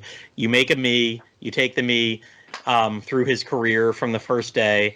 And right away, I was annoyed at the dialogue because it was like, oh, you're a rookie. You must not be very good. Here, play these players. And I went out and I could outshoot the guy who was super strong. And I could outputt the best putter. And I won by 8 strokes or something. And they're like, oh, you barely beat us. You're still not that good. I was like, damn it. Why don't you have a dialogue option there for holy cow, you smoked us. But Holy I mean, crap! You want you to the end game right now. exactly. I mean, Stick all off. in all, it took like 5 or 6 hours total to beat the adventure mode, which kind of was disappointing. I think you only play 18 holes of golf like once. A lot of times you'll get to a golf course and it'll be like, oh, you're just here. We're not ready for the tournament yet. But if you play 3 holes, you can open up the training for here. So you play 3 holes, and it was like as long as you can get +3 or better. It's definitely scaled for a younger audience. So, I mean, I'd get it like a -3 and it'd be like, okay, you opened it up.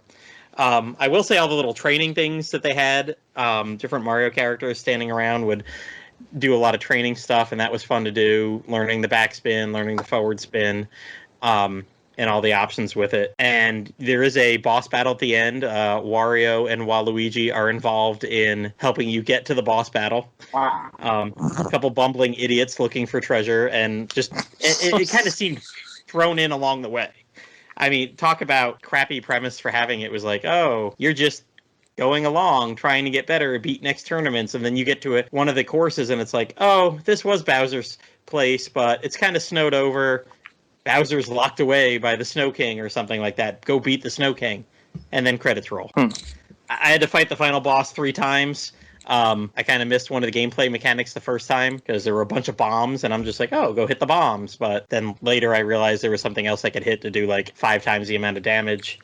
And all the while you're on a countdown, so the countdown timer was the thing that gave me the clue. The second time I did it, I was like, man, I hit every bomb on time, and how come the boss is at half health and I'm out of time? Like, there's got to be something better. So looking around the field, I found something better to hit. But yeah, credits roll at the end of 5-6 hours, and I'm like, well, that's the end of that, and I can't play 4 players battle golf. I don't know if I can do the speed rush that way. I will say, in the adventure mode, you have to speed rush everything. And my son noped out at because he started doing it. He saw I was doing the 1-player mode, so he started his own file and did it. And he noped out after about 2 hours because the second main course you go to are these highlands. And my gosh, do you have to hit it and then run up slopes and running down slopes, whatever. It's not like your player has hit points or anything, he gets hurt. But going up slopes and being able to hit the ball super high, I was like, man, those elevation changes were brutal. Yeah, I've heard about the Highland stages and that people were really not a fan of those. That's the one common thing I've heard about with this game. Yep. Other than that, everything else was fine. I mean, yeah, there were difficult courses. The Bowser course has some fast fairways, so if you hit the middle of the fairway, it just goes rolling forever, usually right off the fairway. And they definitely put trees right where you think you'd want to hit the ball. So you've got to learn to curve it or do some other stuff. But it did get me, I mean, this is the first like Mario Golf kind of game I've played in like 15 years. It got me in the mode to see if there were other golf games out there. And another one I'd heard of, anybody ever play the Hot Shots Golf, or the newest one is called Everybody's Golf? Yeah. Yes. Yep. Yeah, I've wanted to get Everybody's Golf for my PS4. I've heard good things about it.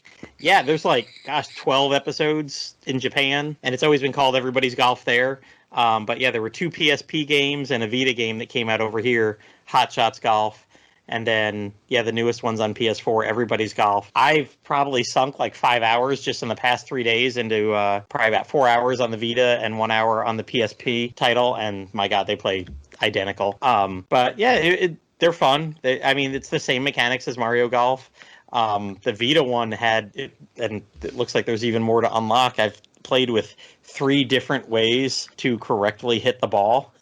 And some of them are way less forgiving than others. They are definitely way harder than Mario Golf to get good hits, and the putting on them is ridiculous. Like Mario Golf, it shows that the green slopes to the right. You know, you point your guy a little left, you hit it, it goes in, it's fine. This one, I can't freaking sink a putt to save my life past 8-9 feet. So yeah, I had some hard time with Hot Shots Golf doing that too.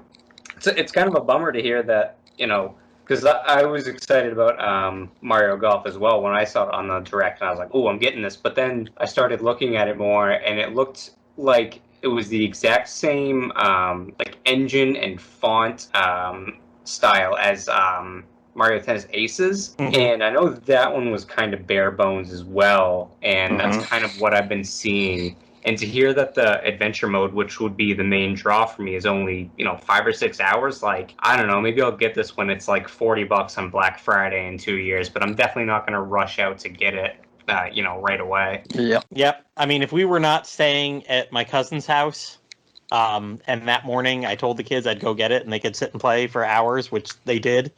They played long enough that I fell back asleep that morning and woke back up, and we left around noon, and they'd been playing for 4 or 5 hours straight. So, it was worth it because then other cousins were over for a big family reunion. So it definitely got its playtime with a lot of people that first week. But my son hasn't really asked to play it but like once or twice in the 2 weeks since. Yeah, this was one that is kind of like what Drippy was saying, where the single player was getting disappointed to hear it was kind of short. Yeah. I admittedly like playing like the Mario sports stuff more for like the multiplayer, like just trying on different courses and just playing for fun. But admittedly, hearing that this game was kind of bare bones on some of the content, even for when you're trying to do like just the fun, just more of the not single player focused stuff, like just you going out and doing like the regular golf games or whatever. Like they don't even have like some of the things like was featured in previous Mario golf games, like the ring shot challenges or putting challenges, things like the stuff like that you would have expected it to be in the game. And that when I heard that stuff was missing, I was like, well, I don't really have a reason to pick it up right away then. So I mean, if like at this point I would rather go back and like pop in Mario Golf World Tour on my 3DS, or plug my GameCube back in and play Mario Golf Toadstool Tour, because that one has a ton of content to it if you have a GameCube and are looking for that one. I actually do have a copy of that I want to try out. It's really good. Yeah, when Super Rush came out, I was like, oh wait, I have a copy of Toadstool Tour. Like, I should give that one a try instead of like going to get Super Rush. So yeah, I definitely plan to play that pretty soon here. Yeah, it's a very good game, and so is the 3DS one too. And it kind of disappoints me that Camelot. Did Camelot make this one, Platy? Are they in the opening credits? Is it them? I believe so. Yeah, they are. They are. I remember seeing that when it was announced. Yeah, because somebody was trying to allay my excitement about getting it, and like, I think Camelot's going to screw it up. Yeah, Camelot. And I'm disappointed about that, because I was hoping after how everyone was like with Mario Tennis Aces, where they were like, we really weren't a fan of how bare bones was at the beginning, that Camelot would be like, okay, you know what, let's try and rectify that problem, but let's try and include more of the modes that people liked. And kind of sounds like they repeated the same thing, but just with golf instead of tennis now, which is kind of a shame. Or maybe they focused too much on the Super Rush mode and the battle mode or something. I don't know. I don't know what's going on behind the scenes with that, but it was a little disappointing to hear about. Wow, even IGN gave it a 6 out of 10. That's like giving it a 1. Yeah, I saw the score. I think it's like low 70s on Metacritic. I think it's like a 70. It's at 71. Yeah. Yeah, hopefully that'll be. I mean, I know they've been like, oh, we're gonna have content still coming. It's like, well, that's nice, but maybe you should have had a little more at the beginning. Yeah, I have seen that it's gonna have free DLC, but I don't know. Sometimes Nintendo does that right with their games, but then other times it's like, oh, what are you guys doing? Come on, man. Oh man, the number. Just Googling, I was like Mario Golf Super Rush review, and just to get the Metacritic scores and everything to pop up at the top of Google. Number one question people ask on Google: is Mario Super Golf Rush worth it? And it is this one that they do mean there, but oh man, we'll get more Rush content at the end of 2021. But yeah, like I said, it was fun, but it was super short. Like if this was an indie title I'd picked up for $10, I'd be like, that was cool, thanks. But having to pay full price for it, it was worth it for the family times that week, Yeah. Yeah, because it still seems like it would be fun for like the multiplayer side of things. Like if you and your kids and your wife wanted to, just play like obviously not the battle mode, because it's not 4 players, but just do like the regular golf or like the Super Rush golf. I'd imagine it'd be fun for that part of the multiplayer aspect. this will be in the rotation. Like, we put in Mario Kart at least once a month and sit there and play it for 2 to 3 hours on a Saturday afternoon, or play a couple, Mario, what is it, the tabletop game? Mario Party. Mario Party, yeah, we still play that every now and then. Very excited. Now I'm kind of like worrying about it, but very excited for that coming out in October. Oh, me too. Yeah, I don't have high hopes for that one, but, hopefully. I'm glad that they're bringing back boards from like the Nintendo 64 games and different mini games and stuff like that. I'm pretty stoked about that one. I'll be honest. I mean, my kids have never played those, and my wife and I both remember that. It was like, damn, those are the games we played in college and in our early 20s when we'd get together with friends. Is all those N64 Mario parties? So watching the direct, we were all like, oh, we remember that minigame. Oh man, we remember that minigame. Oh yeah. Are they trying to have people murder each other in the streets again? Well, yeah. I mean, that's the whole point of Mario Party. It ruins friendships. Very, very much so. I was thinking to myself, oh man, next time I'm in Florida, I should at Platty's, we should play some Mario Party, and then like, oh, wait a minute, maybe I'll never be seen from again afterwards. I remember one time I let you leave here with that Tecmo Super. Yeah, see, you won the Can't Tecmo be any one. worse than that. See, you won the Tecmo one. Now Platty needs to win the Mario Party Cup. And you know what? I'll be honest. If they do something like Smash, where $5 every couple months they come out with a new old classic board, I'd buy that. Yeah, I'm hoping they do that for that one. Yeah, because like from what the previews have shown, they said there's like gonna be like 5 boards at the beginning, and hopefully there'll be more. But like there's Princess Peach's birthday cake from Mario Party 1. There's Spaceland from Mario Party 2 and Woody Woods from Mario Party 3. So I'm hoping that, we'll get to see either they're going to keep it with the N64 boards, like what other ones are they going to pick. So I'm genuinely really curious to see what they're going to do and what the boards are going to look like, in this full 3D style instead of like the, N64, PS1, with what they announced, it's as much as the latest one. Yeah. 5 boards, 100 mini games. I'm like, damn, that's what I got right now. So yeah, I remember one of the most annoying things you could do in one of those games. It might have been the N64 version. I played a bunch, but I remember you could play as Daisy, and you could press a button, and it would all the characters would say something. Hi, I'm Daisy. No. She would go Yahoo. Yahoo! She was like an alarm clock. She's like, yeah, that was Mario Party 3. She and Waluigi were added as playable characters in that one. Yeah, and that was before she had her shorter hair and everything. So she was pretty much Peach, but just with brown hair and a yellow dress. Yep, pretty much. Because they're like almost the exact same model. Oh man! Yeah. All right, anybody else got anything to add, or are we ready to wrap this up? I'm good. I will say, just for a little funny piece of trivia with Mario Golf. So if you've ever played the original Mario Golf, you've seen that there's a bunch of human characters and, a few Mario characters sprinkled into that you unlock as you play. Well, eventually you'll get to the point where you can challenge, you get to a point where you challenge different characters one-on-one, and then you unlock that character. Well, then you get to Wario, and you notice that there's something a little off with Wario's outfit. If you guys have never played it, I'll just tell you that, you normally see Wario, he has on his yellow hat and shirt, his purple overalls, and his green shoes.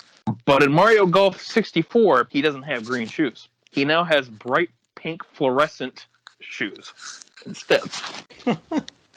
I don't know what happened, and I think even Camelot was like, yeah, we don't know what happened. Did the texture not load or something? That's kind of weird. It's the weirdest, excuse me, it's the weirdest thing. And the funniest part, too, is on the title screen, on the background art that they have for it, it shows Wario standing there, clear as day, he's standing towards the front. You see his, his normal attire and green shoes. And now he just in-game he has pink shoes.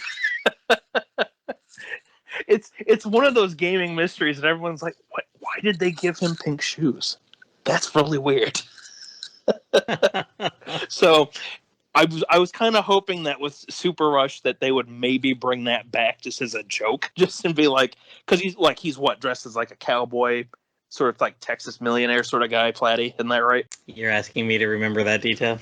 Oh my God, Platty. Yes, he's got a big old cowboy hat and some plaid pants. Yeah, just like imagine if like with that outfit he had like those like gaudy pink boots or something like that, Just as like a funny little nod to the N64 days. Oh man, that's right. I remember thinking that he looks like Boss Hogg here in the. Yeah. That's who he looks like for sure. Yep. Yeah, there's a little Dukes of Hazzard shout out right there. Yeah. Look at you, Duke boys. And then you got like Waluigi, who looks like he's ready to go to like a board meeting or something like that. Oh yeah. No, I love playing as him because he looks so dapper. Mm-hmm. But He's, yeah, so that was just always something funny that I remembered from playing the original on the N64. Because it was like I would usually pick Luigi or Wario and like Mario games like that, like Mario Party or Mario Golf or Mario Tennis, stuff like that. So it was really funny whenever I'd pick Wario and be like, why does he have pink shoes in this game? But when you play as him in the other games, he has green shoes. Like, but yeah, Boy. that's all I got. I just thought I'd share that funny little detail. Oh, I've got one more I want to sneak in that I just thought of during the Oh, whole go ahead. thing. Did you guys ever play Super Dodgeball for the NES? I have not, but I do have it as part of a collection I bought for my Switch not that long ago that features that game. Oh, you got to check it out. It's on. Isn't it on the Super Nintendo Online on the Switch? I don't know. Is it? Because my son sounds has played familiar. this. Isn't Or that maybe- a Kunio-kun game? Or is it Yeah, the it is. NES game? If I it's a, just bought that Kunio-kun and Double Dragon collection for like $10 a few weeks ago, and I remember that it did advertise in the little trailer for it that it did have that Super Dodgeball game. I don't know if it's on the NES online app, Platy, but it could be. I think so because my son has played this. I'm looking at it right now. It's definitely there because my son has played this and I've played him in it a lot, and he like beat my butt, and I was like, why are you playing this? Screen flicker galore, let me tell you. Yep, this is it. freaking Kunio-kun Dodgeball and Mega Man Soccer, you just brought nostalgia back in my head, and I don't want some of it. Where's Baru and we need him? We could talk about We could talk about Mega Man Soccer. All right, Pendy, tell us about Super Dodgeball. No, it's a classic game. It's one of my favorite games growing up. But basically, it's just dodgeball. You got one team playing against the other. They split it up into different countries, so you could pick like Russia or the UK or America or whatever.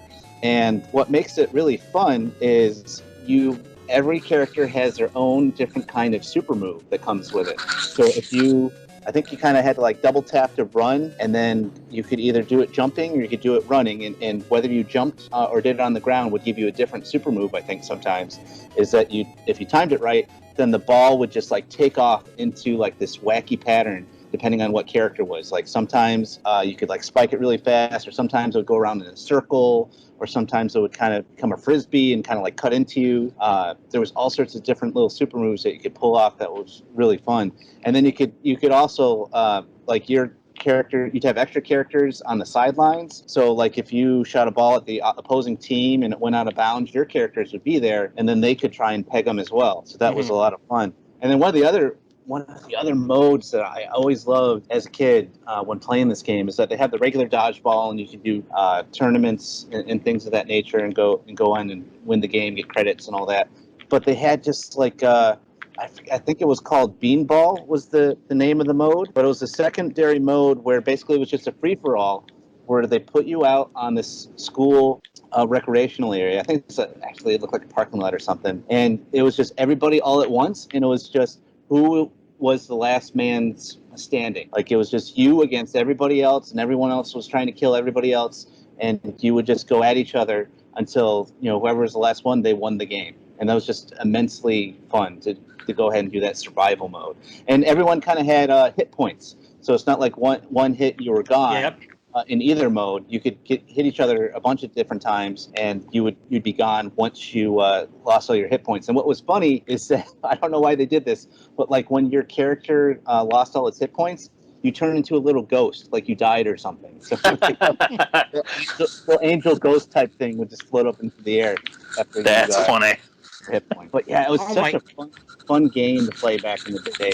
I know they made some sequels and some other things. I think there's like a Game Boy Advance game or something like that. But the original for the NES, it was just a lot of fun.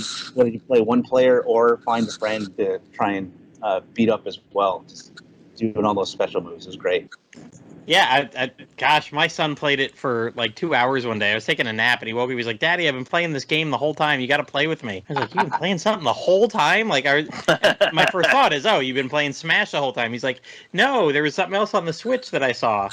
This was like a year and a half ago. Like, we'd had the Switch for maybe 6 months when he just noticed that we had Nintendo Online, and that was there. And for some reason, that was the first one he picked and just stuck with it. He loved it. All I remember is it took forever to drain those characters' hit points. Like, matches would take.